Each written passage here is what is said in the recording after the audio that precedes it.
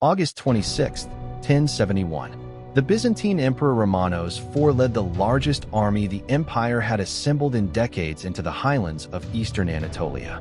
He faced the Seljuk Turks, nomadic warriors who had been raiding Byzantine territory for years. The Byzantines had superior numbers, better armor, more experience.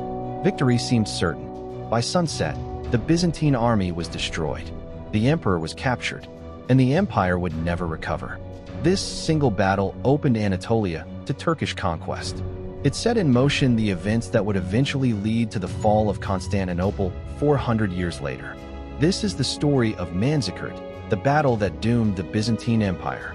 This is the empire's end. By 1071, the Byzantine Empire was in crisis. Once, it had been the greatest power in the Mediterranean.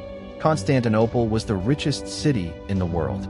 Byzantine armies had reconquered Italy, North Africa, and the Balkans. But by the 11th century, everything was falling apart. In the west, the Normans had conquered Byzantine Italy. In the Balkans, rebellions threatened Constantinople itself. And in the east, the Seljuk Turks were raiding deep into Anatolia, the empire's heartland. The Seljuks were different from previous enemies. They weren't trying to conquer cities. They were nomadic warriors who raided, looted, and disappeared into the mountains. Byzantine farmland was being devastated. Tax revenue was collapsing. Refugees flooded into Constantinople. Romanos IV became emperor in 1068.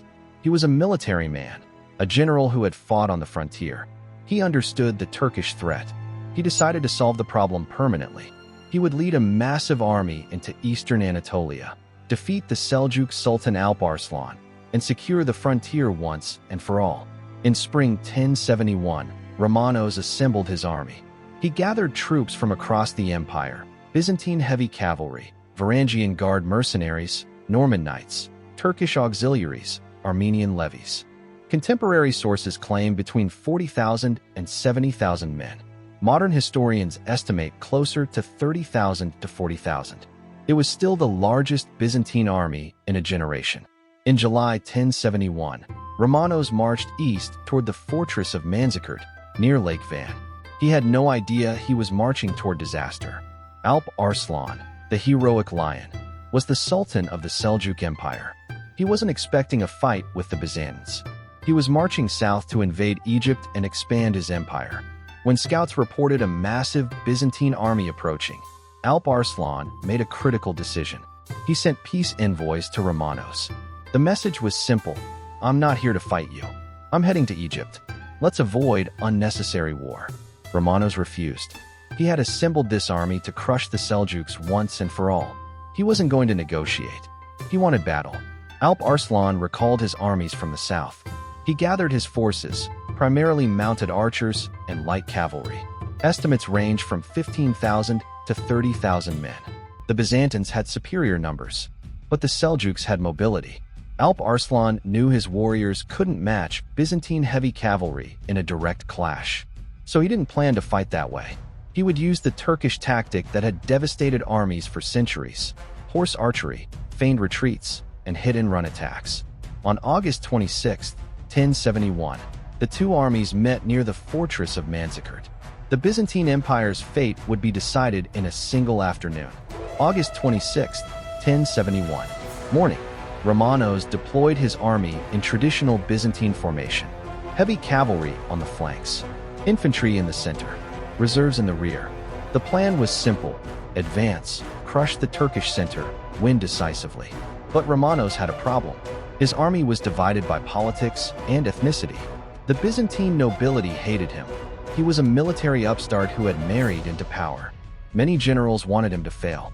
The mercenaries, Normans, Turks, Armenians, had no loyalty to the empire. They fought for gold. And his second-in-command, Andronikos Doukas, was actively plotting against him. The battle began mid-afternoon. The Byzantine army advanced. The Seljuk horsemen fell back, firing arrows as they retreated. This was the classic Turkish tactic: retreat, shoot, retreat, shoot. Draw the enemy forward. Exhaust them. Break their formation. The Byzantine cavalry pursued. They were heavily armored. The Turkish arrows couldn't penetrate easily, but the Byzantines were getting spread out. Their lines were extending. Their reserves were falling behind. Then disaster struck. Andronikos Doukas, commanding the Byzantine reserve, stopped advancing. Contemporary sources disagree on why. Some say he was ordered to hold position. Others say it was deliberate betrayal. Either way, the result was catastrophic. The Byzantine front line pushed deep into Turkish territory, but their reserves weren't following. Alp Arslan saw the gap. He ordered his cavalry to envelop the Byzantine flanks. Turkish horsemen swept around both sides of the Byzantine army. They cut off the forward troops from their reserves. Romanos realized the trap too late. He ordered a fighting retreat. But as the Byzantines pulled back, the mercenaries panicked. The Norman contingent fled. The Turkish auxiliaries switched sides. The Armenian troops broke and ran. The Byzantine center collapsed. Romanos IV fought desperately. He was wounded. His horse was killed. He was surrounded. By sunset, the Emperor of Byzantium was a prisoner. The Byzantine army was destroyed. Alp Arslan treated Romanos with unexpected honor. The Sultan could have executed him. Instead, they negotiated. Romanos agreed to a ransom, a peace treaty, and territorial concessions.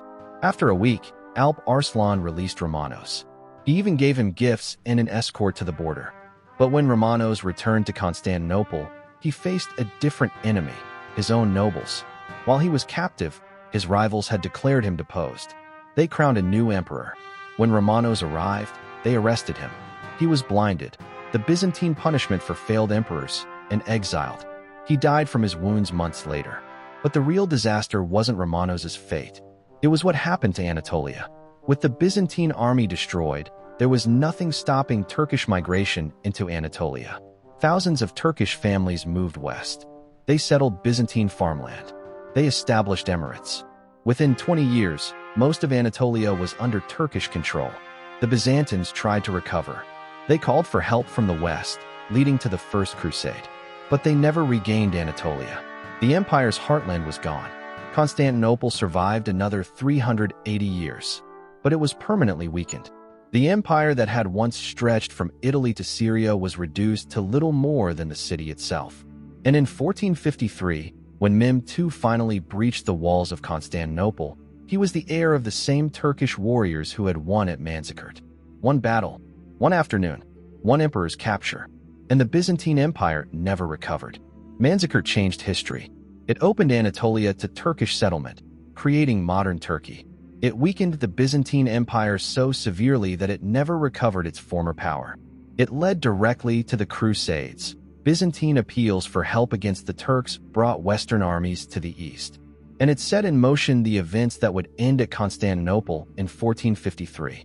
Historians debate whether Manzikert was truly decisive. Some argue the empire was already declining. But there's no question that after August 26, 1071, everything changed. The Byzantines lost their military heartland. They lost their recruiting base. They lost the strategic depth that had protected Constantinople for centuries. The empire survived for nearly 4 more centuries. But it never again fielded an army like the one destroyed at Manzikert. One battle didn't end the Byzantine Empire, but it doomed it. The battlefield of Manzikert still exists in eastern Turkey, near the modern town of Malazgirt. There's a small monument, but few visitors come. Most people have forgotten the battle that changed the world. But the consequences remain. The Turkish presence in Anatolia, the cultural divide between East and West, the fall of Constantinople. All of it traces back to one August afternoon in 1071. Emperor Romanos IV marched to Manzikert believing he would save his empire. Instead, he destroyed it. This was the empire's end. Next time, the Battle of Teutoburg Forest, how Germanic tribes annihilated 3 Roman legions and stopped Rome's expansion into Germany. Subscribe so you don't miss it. Thanks for watching.